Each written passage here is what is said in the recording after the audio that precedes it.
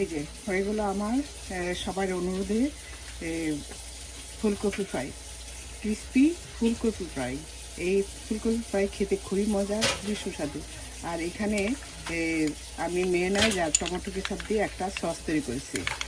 এভাবে আপনারা এই সস দিয়ে এই ফুলকপি ফ্রাইটা খেয়ে একবার একটু ট্রাই করে দেখবেন। খেতে খুবই মজা, যেমন ক্রিস্পি তেমন কিন্তু খেতেও খুব মজা। তো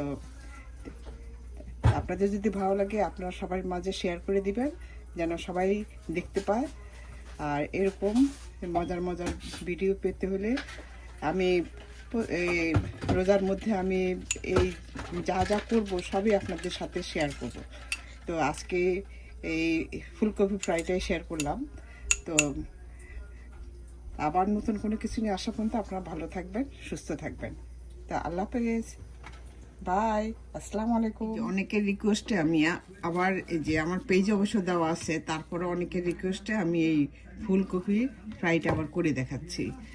সবাই ফুলকপির রেসিপিটা আবার চেয়েছে। তো যাই হোক, আমি এখানে একটা ফুলকপি নিয়েছি। তা আমি আগের থেকে কিছুটা অন্য কাজে ব্যবহার করেছি। এখন আমি এইখান থেকে কিভাবে ফুলকপি এই এটা কেটে কাটবো আমি সেটাই দেখিয়ে দিচ্ছি। এই যে আমি এইভাবে করে এই তারপরে যে এই যে ফুলকপির যে ডাটার মধ্যে যে একটা থাকে, এটা এইভাবে টেনে টেনে তুলে ফেলবো। এই যে এইভাবে টেনে টেনে তুলে ফেলবো। তুলে তারপর আমি তারপর এটাকে এইভাবে আমি দুভাগ করে নিচ্ছি, কারণ এটা বড়, এই যে ফুলকপিটা একটু বড়। তো এই জন্য আমি এটাকে দুই ভাগ করে নিয়েছি। আর যদি চিকন হয় তাহলে দুই ভাগ করার দরকার নেই, সেটা আপনারা নিজেরাও বুঝে নেবেন। এইভাবে করে আমি যতটুকু আমার দরকার আমি ততটুকু করে নিচ্ছি। এই যে আমার সবগুলি কাটা হয়ে গেছে। এই যে আমি এইভাবে সবগুলি কেটে নিয়েছি এরকম পাতলা করে করে।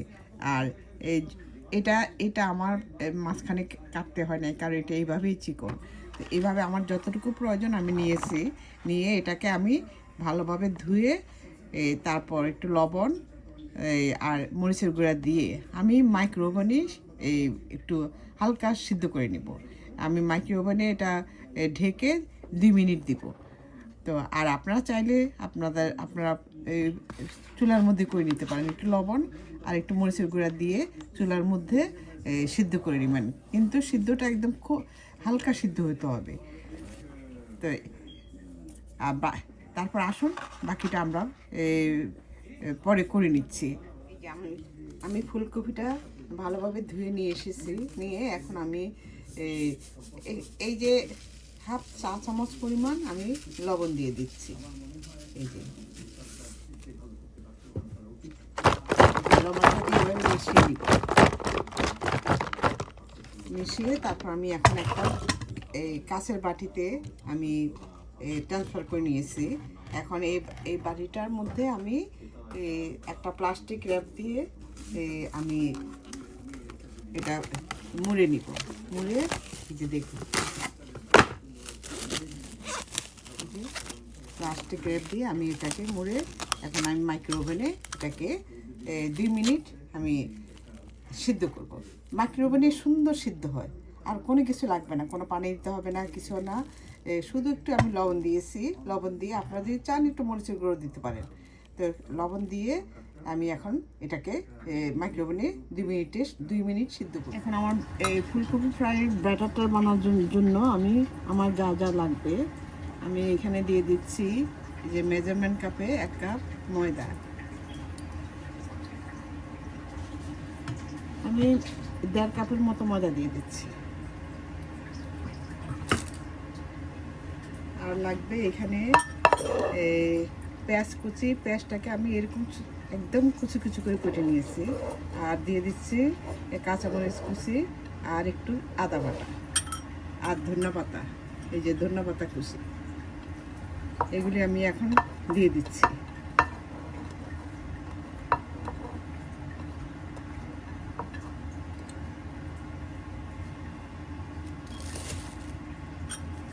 দিয়ে আমি এখন এটাকে মিশিয়ে নেব। আর স্বাদ মতো একটু লবণ। যে আমি স্বাদ মতো লবণ দিয়ে দিচ্ছি, আর দিব আমি এই হাফ চামচ লবণ, বেকিং সোডা, হাফ চামচ থেকে একটু কম বেকিং সোডা। আমি কোনো হলুদ দিব না, আপনারা চাইলে হলুদ দিতে পারেন, মরিচের গুঁড়ো দিতে পারেন, কিন্তু আমি দিব না। আর এই যে আমি এই যে ফুলকপিটা আমি মাইক্রোওভেনে সিদ্ধ করেছি, দেখুন একদম কি সুন্দর সিদ্ধ হয়েছে। এভাবে আপনারা মাইক্রোওভেনে করতে পারেন, আর যাদের মাইক্রোওভেনে ওরা চুলায় এই মানে 100%-এর মধ্যে 40% সিদ্ধ করে নেবেন। এখন আমি এই পানি দিব, আর আমি একটু কালো জিরা দিব, কারণ কালো জিরাটা শরীরের জন্য, স্বাস্থ্যের জন্য খুব ভালো। আর এটা দিলে ফ্লেভারটাও ভালো লাগবে, খেতে অনেক ভালো লাগবে। আপনারা এটা চাইলে স্কিপ করতে পারেন, এটা কোনো সমস্যা নেই। আর দিব পানি, আমি 1 কাপ পানি নিয়েছি, আমার যতটুকু লাগে আমি ততটুকুই দিব।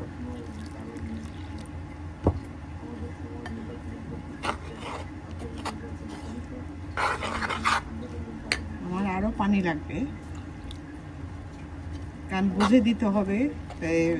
পরে একটা ডিম ভেঙে দিব। বেশি পাতলা হয়ে গেলে কিন্তু আপনার ফুলকপিটা সুন্দর হবে না, তোলটা বেশি টানবে কিন্তু ততটা ভালো হবে না। আমি আরেকটু পানি দিচ্ছি। আমার এখানে 1.5 কাপ ময়দা,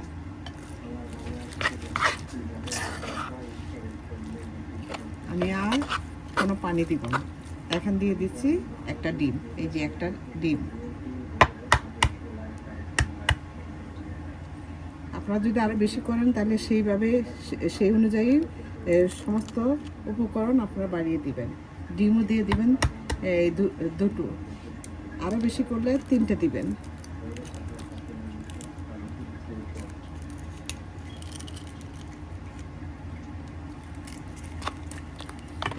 এখন ডিমটা দিয়ে ভালোভাবে মিশিয়ে নিন।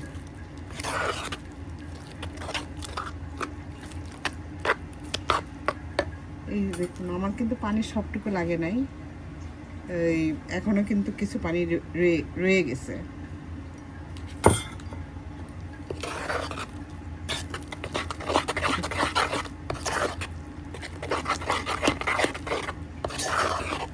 এই যে বেটারটা আমার মেশানো হয়ে গেছে, আমার বেটার পুরি কমপ্লিট।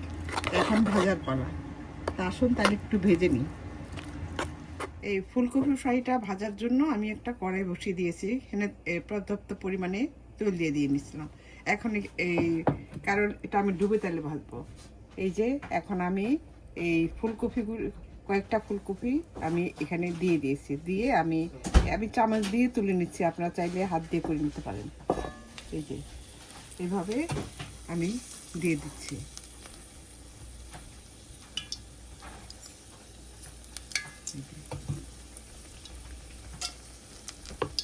আমি হাত দিয়েও দেখাই দিচ্ছি, যে আপনারা হাত দিয়ে চাইলে এভাবে দিতে পারেন। এই যে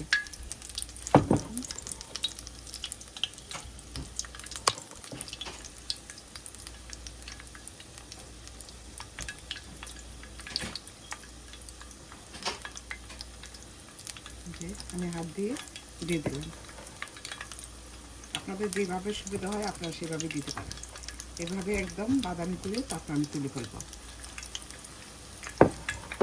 এই ফুলকপি ফ্রাইটা অনেকক্ষণ ক্রিস্পি থাকবে, এটা খেতে অনেক অনেক অনেক ভালো লাগবে। আপনারা একবার বানিয়ে দেখতে পারেন, আপনাদের কাছেও ভালো লাগবে।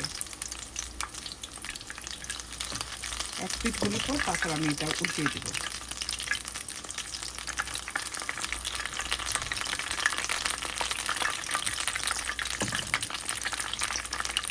আমার 1 পিঠ হয়ে গেছে, এখন আমি এটা উল্টিয়ে দিচ্ছি।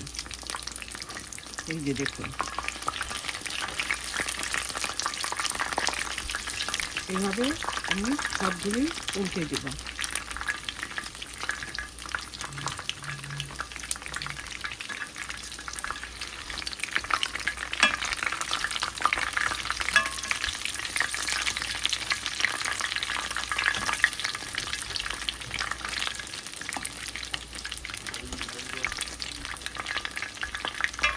এখন বাকি ওই পিঠ হয়ে গেলে পর তখন আমি মানে তুলে ফেলবো। এই যে আমার হয়ে গেছে ফুলকপি ফ্রাই।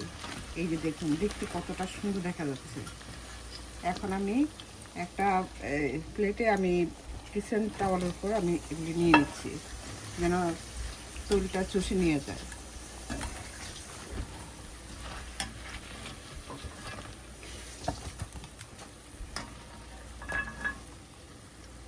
একই নিয়মে আমি বাকিগুলি করে নিচ্ছি।